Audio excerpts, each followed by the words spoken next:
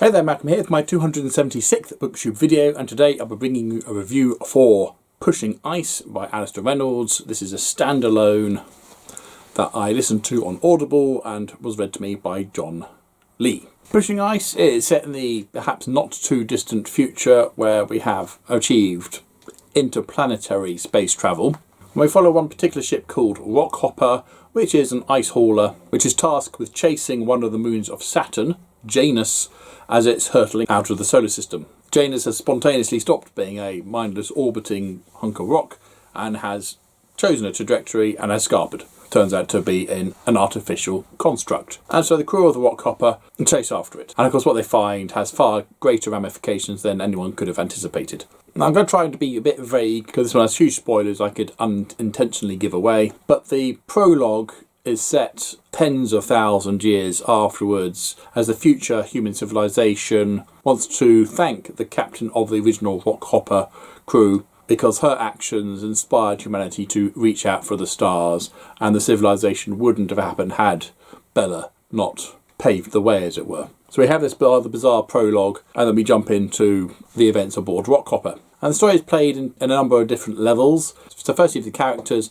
where Bella is captain of the Rockhopper and her best friend Svetlana, who's chief engineer, end up having a major falling out due to circumstances and scenarios, leading to a bitter feud that lasts the majority of the book. And so it sort of explores that nature of humanity where being stubborn can allow humanity to achieve great things, but also can really hold you back as well. There's also a couple of murders. One doesn't need to be explored because it's quite clear who did it and how and why. But there's another murder that happens later on, which takes much longer to be resolved. And there's also a weird cube that turns up, which nobody understands what it's supposed to do. And that's a big mystery that lasts for a good chunk of the book as well. In terms of story, like I say, I can't give away too much without giving away spoilers. But needless to say, they do catch up to Janus and things happen.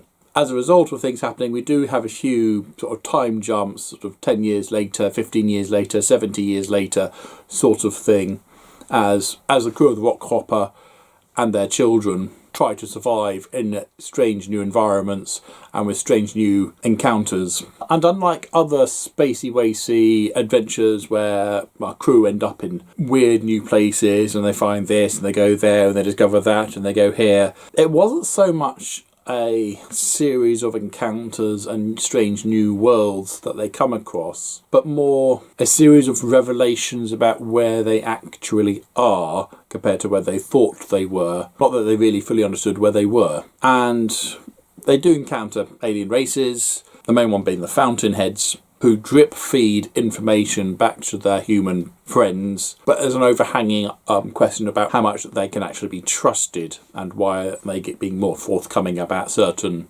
unknown factors. So a lot of mysteries going on, a lot of questions to be asked, and I think it does a really good job of answering most of them by the end of the story. And the conclusion is a little open. Like I say, we do get most of the answers, but there's still a couple of big ones that aren't really addressed. But at the same time, there's enough hinted at that suggests that there is going to be a way forward. Now, I'd be very interested to know if we actually do ever revisit the world of Pushing Ice. If not a direct sequel, then some spin-off adventures and other things like that, because I think this is certainly a story that could benefit from being fleshed out a bit more with the extraneous stuff that's going on.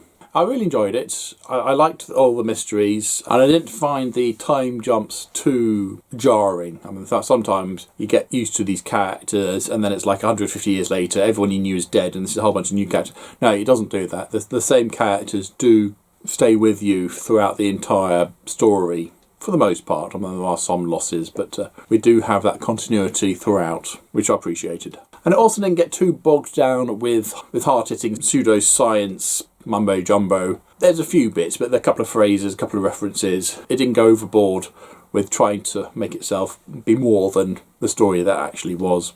I'd say this one is definitely worth buying. I think if it was a little less dry, it would have been booktastic. I wasn't too dry, but I think there's certainly room to have a little bit more charisma in there. but deeply imaginative, and really enjoyed it. So there we go, that is Pushing Ice by Alastair Reynolds. Have you read it? What were your thoughts on it? Comments down below please. Or what's your favourite Alastair Reynolds story if you have one? Mine is still the Revenger trilogy, closely followed by the Prefect Dreyfus Emergency trilogy. So comments down below please, but as usual, if you have nothing nice to say, then please keep it to yourself. Thank you. Don't forget to like, subscribe and other YouTubey things if you want. And until next time, see you later.